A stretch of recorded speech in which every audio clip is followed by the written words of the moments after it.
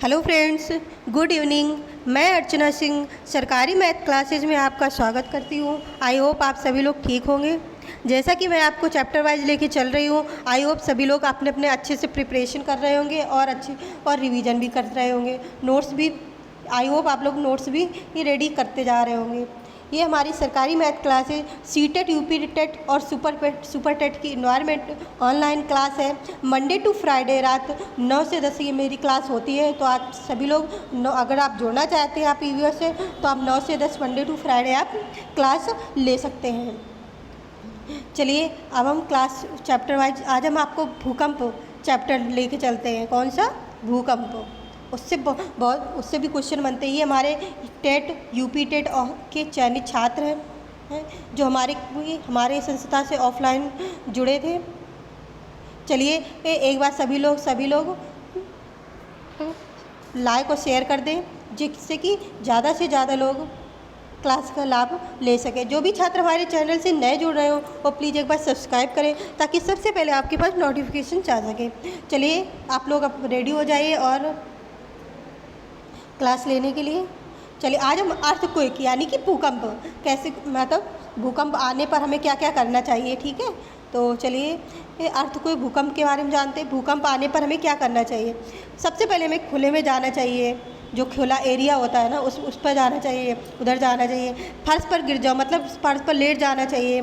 किसी ठोस चीज़ के नीचे छिप जाना चाहिए और उसे पकड़ कर रखना चाहिए। जैसे भूकंप आता है तो सबसे पहले हमको ये कोशिश करनी चाहिए कि हम खुले स्थान पे चले जाएं, अलग खाली स्थान पे, जहाँ कुछ भी मतलब मकान ना हो या थोड़ा अलग एरिया में। और सेकंड है हमारा रीजन, नहीं कभी कभी ऐसा होता है कि आप नहीं जा पाते जल्दी से बाहर, तो आप ऐसा करें फर्श पर ही लेट जाओ, या तो फिर क्या करें आप किसी ठोस चीज़ के नीचे छिप जाओ और उसे पकड़ कर रखना चाहिए। ये हमारे भूकंप आने में तो क्या करना चाहिए, ये करना चाहिए। नेक्स्ट पॉइंट लेते हैं। जैसे भूकंप को किससे मापा जाता है। आपसे अगर क्वेश्चन में आता है भूकंप को किससे मापा जाता है, तो आप लोग बताएंगे भूकंप को सिस्मोग्राफ, क्या है, सिस्मोग्राफ नामक उपकरण से मापा जाता है। ये जो हमने आपको ये चैप्टर अर्थक्वेक पढ़ा रहे हैं, इससे मतलब इससे क्वेश्चन बने हुए हैं, इसलिए मैं आपको इस चैप्टर को लेके आई हूँ। जो भी क्वेश्चन बने उसी को उसी के लेके आपको मैं लास्ट में इसको अपने ये चैप्टर को पढ़ाने के बाद उसके बाद लास्ट में मैं उसके क्वेश्चन करा दूंगी जो हमारे एग्जाम में आए हुए क्वेश्चन हैं। तो आप सभी लोग ध्यान से पढ़िएगा। अभी हम इसके बाद अपने क्वेश्चन भी करवाएंगे कि जब कैसे क्वेश्चन बनते हैं और हमारे एग्जाम में कैसे क्वेश्चन आए हुए हैं, तो उस हिसाब से आप पढ़ते रहिए और हम लास्ट में अपने क्वेश्चन करते हैं।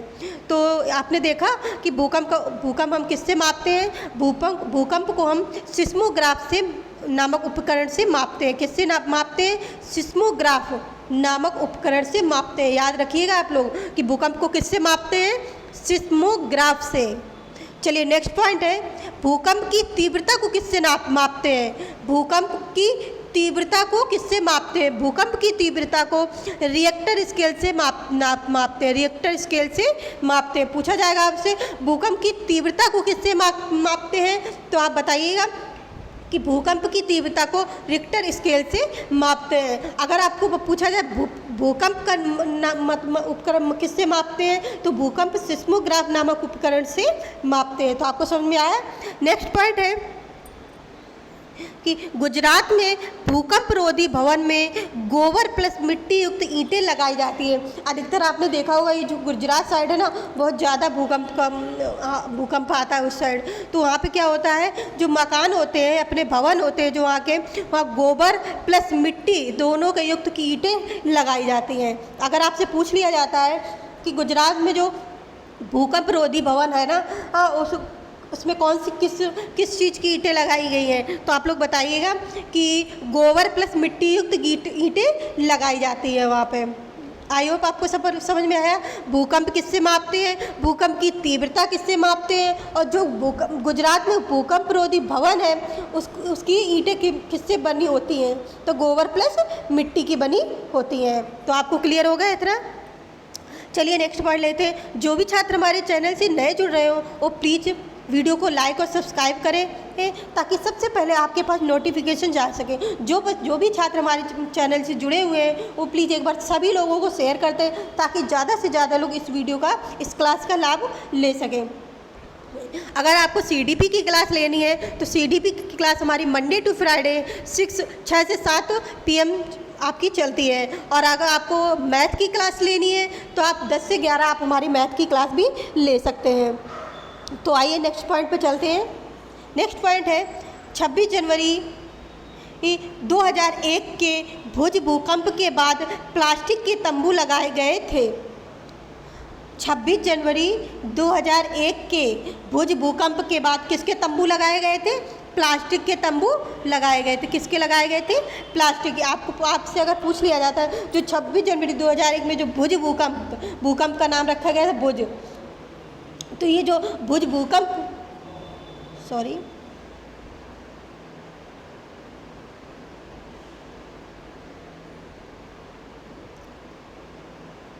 जी हाँ, ये जो हमारा 26 जनवरी 2001 को भुज भूकंप आया था उसके बाद कौन से तंबू लगाए गए थे? हमारे कौन से तंबू लगाए गए थे?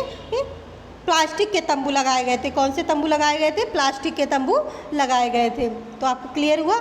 26 जनवरी 2000 के भुज भूकंप के बाद प्लास्टिक के तंबू लगाए गए थे। तो आपको क्लियर हुआ? प्लास्टिक के तंबू लगाए गए थे। नेक्स्ट पॉइंट है जो भुज में घरों के लोग आईने के टुकड़े से सजाते हैं। ये जो भुज में मतलब ये कि जो है हमारे ये गुजरात में एक भुज नामक इलाका है, वहाँ पे ये जो प्लास्टिक के तंबू लगाए गए थे। वहाँ पे ये लोग क्या करते हैं? अपने घरों को आईने के टुकड़ों से सजाते हैं और तथा दीवारों पे जो हमने आपको बताया था, दीवारों पे जो मिट्टी का और जो मिट्टी से वो अपने घर पर लीप पोतते हैं, तो उसमें क्या करते हैं? दीवारों पर उनकी सजाने के लिए घर को दीवारों पे चित्रकारी भी करते हैं। तो जो गुजरात में एक इलाका है भुज, वहाँ के लोग क्या करते हैं? अपने घरों को सजाने के लिए आईने के टुकड़ों का प्रयोग करते हैं, प्लस दीवारों पे चित्रकारी अच्छी डिजाइनें बनाते हैं जिससे उनका घर सुंदर लगे। तो आपको समझ में आया? ये मैं इधर उधर से नहीं लेके, ये आपके NCERT में दिया हुआ है कक्षा 6-7 में। आप देखिएगा NCERT की हमने बुक से हम आपको ये जो भी हम आपको पढ़ाते हैं ये सब सारा NCERT का लिया हुआ है। तो आप लोग ये मत समझिए कि हम इधर उधर से कहीं से लिख लेते हैं तो हम आपको बता रहे हैं। नहीं, ये सब आपका NCERT कक्षा 5, 6, 7, 8 ये सब इसी का मैं चैप्टर लेके चल रही हूँ। तो आप लोग प्लीज़ ध्यान से और समझते हुए पढ़िए। जो भी आपको लगता है कि आपको मुझे ये चीज़ समझ में नहीं आ रही है तो आप प्लीज़ आज आप कमेंट करके आप पूछ सकते हैं। आई होप हम आपको इतना समझाने की कोशिश करते हैं, एक पॉइंट समझा देते हैं कि आपको ऐसा ना लगे कि ये चीज़ हमको नहीं आ रही है। ठीक है, तो चलिए आप लोग, जैसे हमने बताया भुज में घरों के लोग क्या करते हैं? आईने के टुकड़े से सजाते हैं। जैसे आपसे अगर आपको दे दिया गया कि भुज के लोग जो है ना अपने घर को कैसे सजाते हैं, तो आप लोग अगर उसमें दे दिया गया आईने के टुकड़ों से प्लस चित्रकारी करके दीवारों पे जो चित्रकारी करके उससे सजाते हैं, या तो दोनों दे दिए जाएंगे तो आपको पता है कि दोनों से ही वे सजाते हैं। अगर आपको दोनों में से कोई एक दे दिया गया है ऑप्शन में, 4 ऑप्शन में, तो आपको पता है आईने के टुकड़ों से भी हम उसको घर को सजाते हैं भुज के लोग, और दीवारों पे जो चित्रकारी करते हैं उससे भी हम सजाते हैं घर। तो आपको दोनों चीज़ कंप्लीट होनी चाहिए। तो आपको क्लियर हुआ पॉइंट? चलिए नेक्स्ट पॉइंट लेते हैं। सभी लोग ध्यान से पढ़ते रहिए और एक बार सभी लोग ज़रूर एक बार शेयर करते रहिए। अब ये हम आपको डॉक्टर जाकिर हुसैन के बारे में आपको बताते हैं। फर्स्ट पॉइंट है डॉक्टर जाकिर हुसैन के। डॉक्टर जाकिर हुसैन ने अपनी कहानी उसी से ठंडा उसी से गर्म, मतलब जो जाकिर हुसैन जी हैं उन्होंने अपनी एक कहानी लिखी। कौन सी कहानी है उनकी? उसी से ठंडा उसी से गर्म। पूछ लिया जाएगा डॉक्टर जाकिर हुसैन ने कौन सी कहानी लिखी, तो क्या बताएंगे आप? उसी से ठंडा और उसी से गर्म में एक काल्पनिक पात्र था। उसमें एक काल्पनिक पात्र था, उसका उन्होंने बलिश्यते नाम रखा। क्या काल्पनिक पात्र का क्या नाम रखा? बलिश्यते। तो प्लीज़ आप ये लोग एक पॉइंट को ध्यान से पढ़िए और समझिए। इसके बाद आप नोट डाउन भी करिए, तब आपको जाके क्वेश्चन समझ में आएगा। तो डॉक्टर इंसान को छोटी छोटी गलतियाँ मतलब बहुत ज़्यादा भारी पड़ जाती है कभी कभी। तो आप लोग समझिए जो डॉक्टर जाकिर हुसैन जी थे उन्होंने अपनी एक कहानी में उन्होंने एक कहानी लिखी, उसका क्या नाम है, उसी से ठंडा और उसी से ठंडा उसी से गर्म। उसमें एक काल्पनिक पात्र था। कौन सा काल्पनिक पात्र था? तो उन्होंने जाकिर हुसैन जी ने क्या किया, उस पात्र का नाम बलिश्ते रखा। क्या नाम रखा? बलिश्ते नाम लिया। क्लियर हुआ आपको? नेक्स्ट पॉइंट है, कक्षा में हवा ठंडी या गर्म की अवधारणा को समझाने में मुंह से निकली हवा बाहर के तापमान के मुकाबले ठंडी या गर्म हो सकती है। ठीक है, जैसे मुंह जब हम अपने मुंह से कभी निकालते हैं तो कभी कभी ठंडी ठंडी हवा आती है, कभी मुंह से गर्म हवा आती है, सभी को ही पता होगा। नेक्स्ट पॉइंट है, गर्म हवा हल्की होने से ऊपर उठती है जबकि ठंडी हवा भारी होने से नीचे आती है। जैसे आपने देखा होगा वो मतलब कि जैसे सर्दियों में क्या होता है, हमारे मुंह से मतलब हवा निकालती है तो गर्म गर्म सी निकलती है और गर्मियों में थोड़ी ठंडी ठंडी सी निकलती है। तो आपको सभी को पता है ना। तो जब हम गर्म हवा जब हमारे मुंह से निकलती है तो वो गर्म हवा क्या होती है, हमारी हल्की होती है। हल्की होने के कारण वो ऊपर की तरफ उठती है।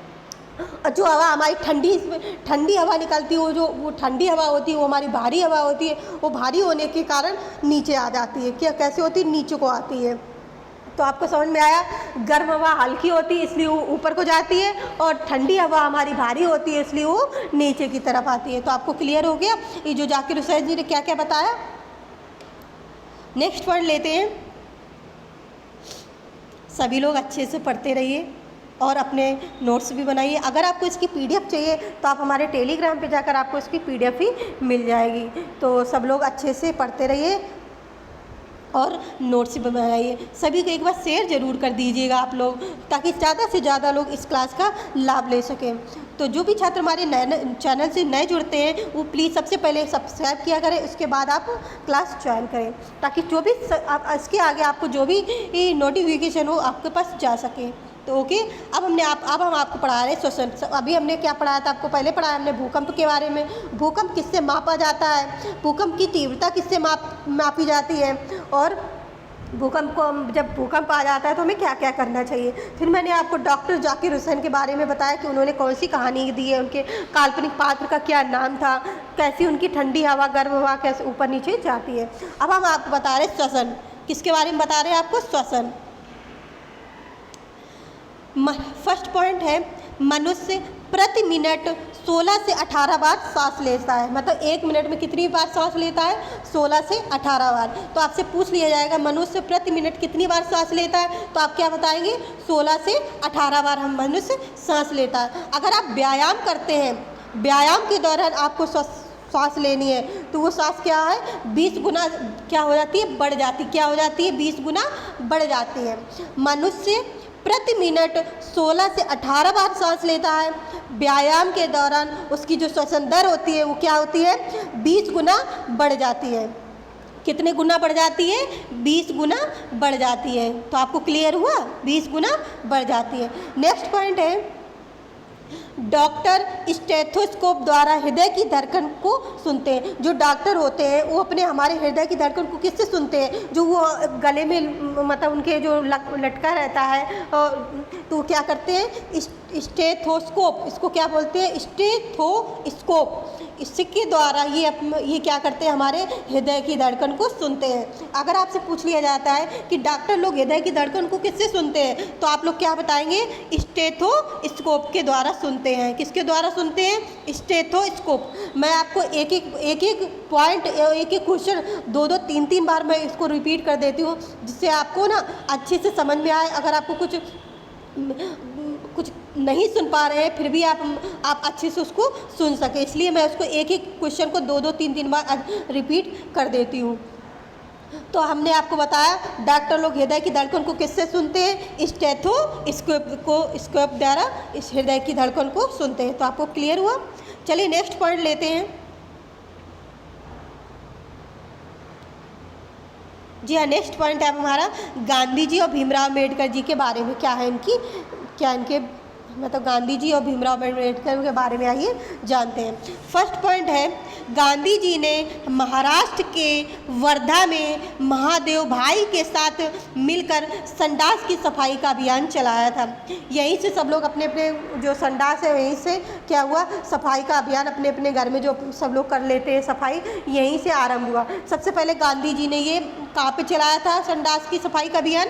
गांधी जी ने महाराष्ट्र के वर्धा में, ये महादेव भाई के साथ, महाराष्ट्र के वर्धा में महादेव भाई के साथ मिलकर इन्होंने संडास की सफाई का अभियान चलाया था। अगर आपसे पूछ लिया जाता है ये जो सफाई का अभियान, संडास की सफाई का अभियान सबसे पहले किसने चलाया, तो सबसे पहले चलाया हमारे गांधी जी ने। कहाँ पे चलाया? महाराष्ट्र के वर्धा में चलाया। कहाँ पे चलाया? महाराष्ट्र के वर्धा में चलाया। किसके साथ चलाया था मिलकर? महादेव भाई के साथ मिलकर चलाया था। क्लियर हुआ आपको पॉइंट? चलिए नेक्स्ट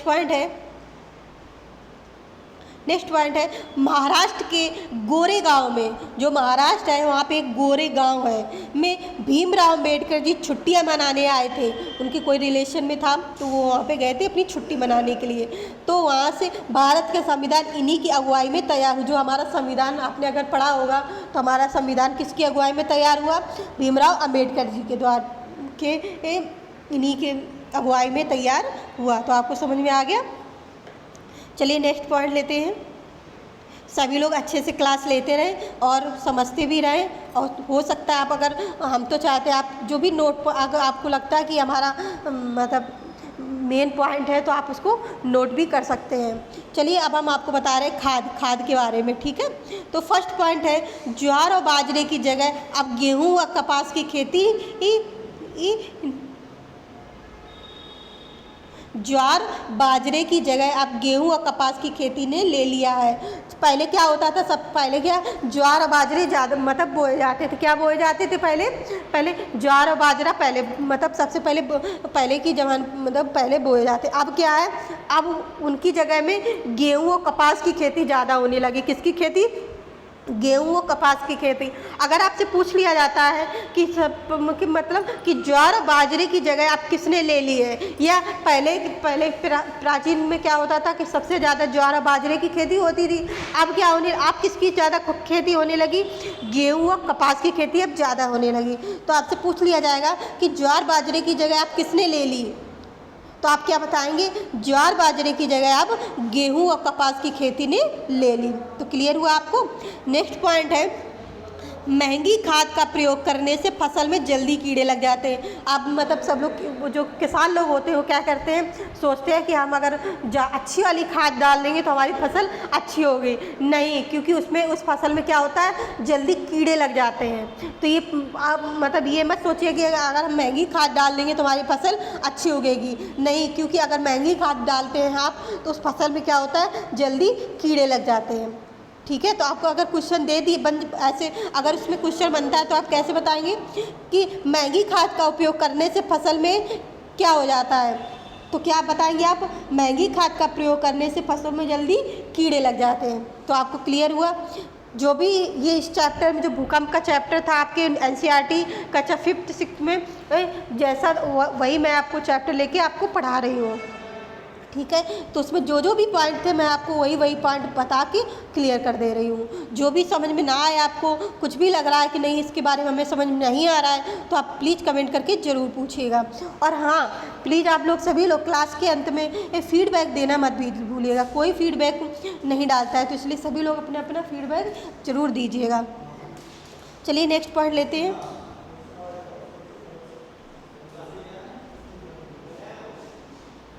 सभी लोग लाइक शेयर करते रहें ताकि ज़्यादा से ज़्यादा लोग जुड़ सकें। ये हमारे इतने आपके चैप्टर में इतने पॉइंट्स थे जो मैंने आपको क्लियर करवाए। अब इसके क्वेश्चन हैं, कैसे क्वेश्चन आए हैं और कैसे बनते हैं क्वेश्चन, ये हम आपको बताते हैं। क्वेश्चन है फर्स्ट, आज सभी लोग मैंने जो क्वेश्चन पूछे सभी हमने अधिकतर क्वेश्चन सब हमने आपको अभी चैप्टर में आपको क्लियर करवा दिया, पढ़ा दिया है और एक एक चीज़ समझा भी दी है। तो आप लोग सभी लोग प्लीज़ जल्दी कमेंट जरूर कीजिएगा। फर्स्ट क्वेश्चन है, पुराने समय में ज्वार बाजरे की फसल प्रमुखता से उगाई जाती थी। क्या है? पुराने समय में ज्वार बाजरे की फसल प्रमुखता से उगाई जाती थी।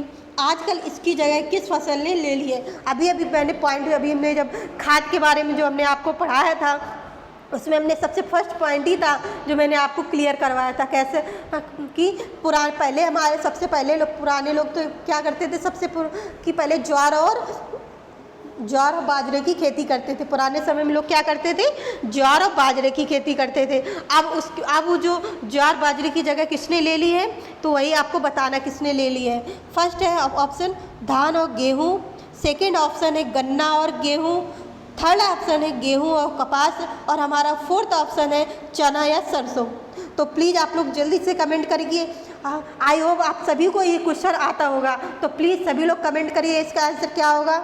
पुराने समय में ज्वार बाजरे की फसल प्रमुखता से उगाई जाती थी, आजकल इसकी जगह किस फसल ने ले ली है। तो प्लीज़ सभी लोग जल्दी से कमेंट करें।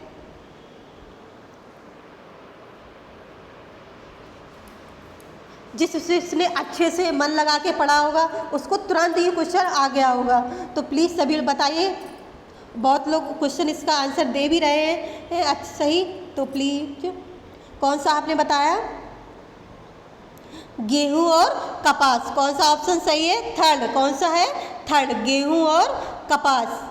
तो आपको क्लियर हुआ। पहले पुराने समय में कौन सी खेती की जाती, फसल उगाई जाती थी ज़्यादा, ज्वार और बाजरे की, और आजकल कौन सी फसल उगाई जाती है, गेहूं और कपास की।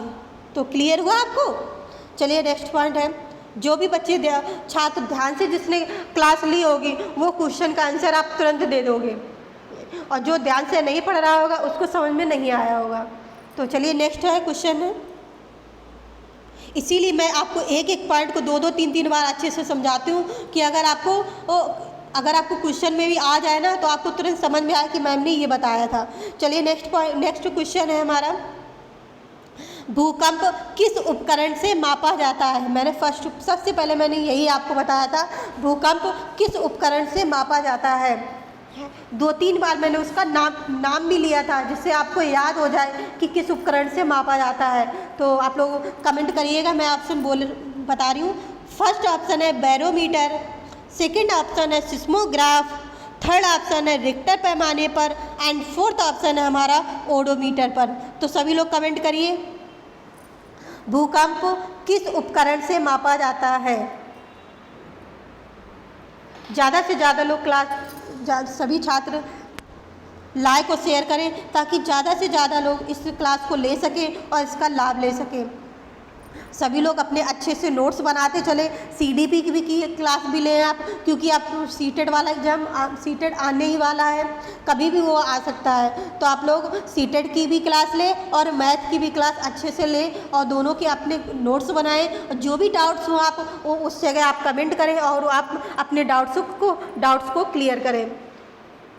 तो जी हाँ, आपको मालूम हो गया भूकंप किस उपकरण के मापा जाता है। जी हाँ, भूकंप सिस्मोग्राफ से मापा जाता है। किससे, सिस्मोग्राफ उपकरण नामक उपकरण से मापा जाता है। क्लियर हुआ आपको, इसको साफ कर दे रहे हैं। जी हाँ, भूकंप सिस्मोग्राफ बताया था मैंने अभी, भूकंप सिस्मोग्राफ नामक उपकरण से मापा जाता है। तो आपको याद हो गया भूकंप किससे मापा जाता है, सिस्मोग्राफ से मापा जाता है। चलिए नेक्स्ट पॉइंट है,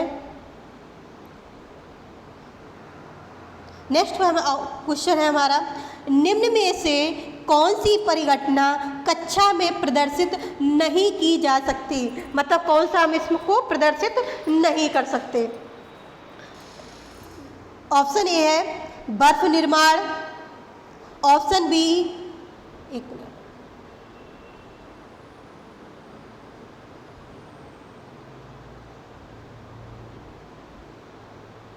जी हाँ,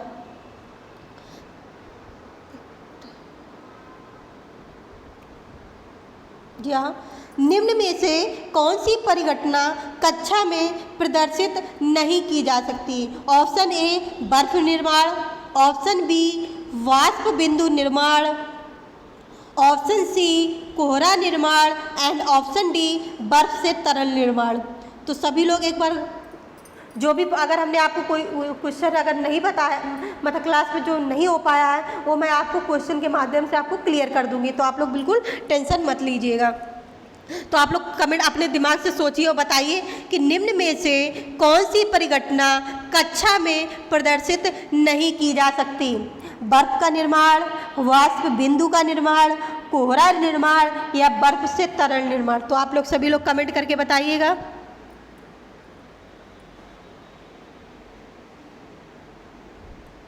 सभी लोग कमेंट करिए, अपने सोचिए कि क्लास में कैसा क्या नहीं हो सकता। सभी छात्र, जो भी छात्र हमारे चैनल से नए जुड़े वो प्लीज़ सबसे पहले सब्सक्राइब करें ताकि सबसे पहले आपके पास नोटिफिकेशन जा सके। और जो भी छात्र हमारे चैनल से जुड़े हुए हैं वो प्लीज़ एक बार शेयर जरूर कर दें ताकि ज़्यादा से ज़्यादा लोग इस क्लास को ले सकें।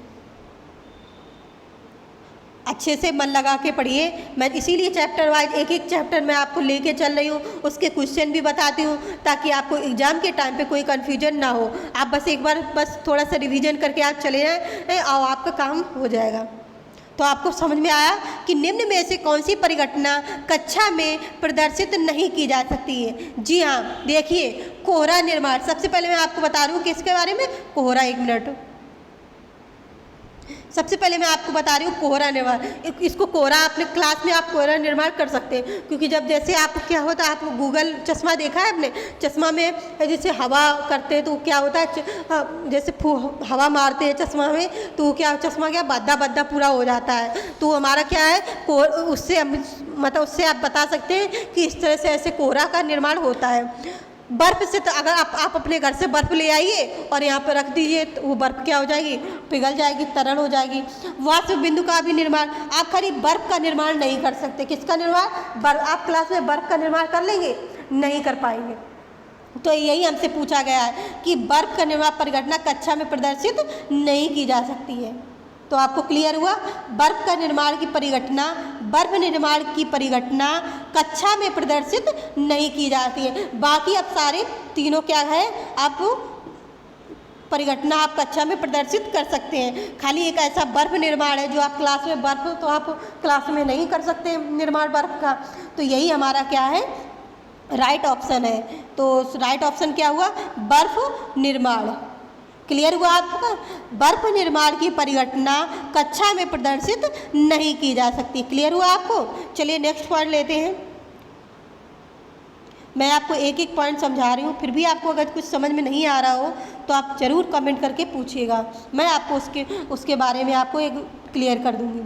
नेक्स्ट है हमारा क्वेश्चन, भूकंप की तीव्रता किस उपकरण से मापते हैं। अभी मैंने आपको फर्स्ट में, इसके पहले मैंने आपको भूकंप की बताया था, भूकंप किससे मापते हैं। अब हम आपसे पूछ रहे हैं भूकंप की तीव्रता किससे मापते हो। तो आप लोग क्वेश्चन ध्यान से पढ़ के तभी आंसर दीजिएगा। भूकंप की तीव्रता किस उपकरण से मापते हैं। फर्स्ट है ऑप्शन बैरोमीटर, सेकंड है सिस्मोग्राफ एंड थर्ड है रिएक्टर पैमाने से एंड फोर्थ है हमारा ओडोमीटर पर। किससे मापते हैं, प्लीज़ जल्दी से कमेंट करिए। मैंने 2-3 बार, जब हमने भूकंप की तीव्रता बता रहे थे, अभी हम आपको समझा रहे थे, तब मैंने 2-3 बार उसका नाम लिया कि इससे हम भूकंप की तीव्रता को मापते हैं। तो आपको समझ में भी कुछ बच्चों को आ भी गया होगा कि हम किससे मापते हैं भूकंप की तीव्रता। जी हाँ, भूकंप की तीव्रता हम रिएक्टर पैमाने पर नापते हैं, रिएक्टर पैमाने से उपकरण से मापते हैं। तो समझ में आया, भूकंप की तीव्रता हम सिस्मोग्राफ से मापते हैं और भूकंप मापते हैं वो सिस्मोग्राफ नामक उपकरण से मापते हैं। अगर हमसे पूछ रहा है हमसे भूकंप की तीव्रता किससे मापते हैं, तो आप क्या बताएंगे, रिएक्टर पैमाने से हम भूकंप की तीव्रता को मापते हैं। तो आपको क्लियर हुआ, डाउट नहीं है ना, प्लीज़ डाउट मत करिएगा, ध्यान से एक बार समझ के एक बार पढ़ लीजिए, आपको समझ में आ जाएगा। चलिए नेक्स्ट पॉइंट लेते हैं। चलिए इतना ही था हमारा ये आज, ये जो हमने अर्थक्वेक के बारे में आपको सारा समझाया। एक एक पॉइंट मैं जितना भी पढ़ा रही हूँ आपको पूरा एनसीईआरटी से ही पढ़ा रही हूँ। तो आप लोग अच्छे से अपने नोट्स भी बनाइए और अपना रिवीजन कर, डेली की डेली मैं जो क्लास लेती हूँ आप वो पहले क्लास ले लीजिए, इसके बाद एक वीडियो क्या है, आप एक आध वीडियो एक दो बार आप बाद में भी देख लेंगे तो आपको एग्ज़ाम के टाइम कोई दिक्कत नहीं होगी। अगर आपको इसकी PDF चाहिए तो आप हमारे टेलीग्राम से जाके PDF आप इसकी मैं उपलब्ध करवा दूँगी, आप टेलीग्राम पर जाकर आप इसको ले सकते हैं। सभी छात्र अच्छे से पढ़ते चलिए, समझते चलिए, और जो भी आपको समझ में ना आए तो प्लीज़ आप उसको क्या करिए, आप कमेंट करके ज़रूर पूछिएगा। आपको हमारी क्लास कैसी लग रही है तो एक बार फीडबैक देना ना भूलें। मैं आपको पूरी कोशिश कर रही हूँ कि आपको जितना मैं पढ़ाऊँ सारा उसी में से आपको आपके एग्ज़ाम में फंस जाए और आ जाए, आप लोग उसको कर सकें। तो मैं मेहनत कर रही हूँ तो आप भी हमारे साथ मेहनत करें।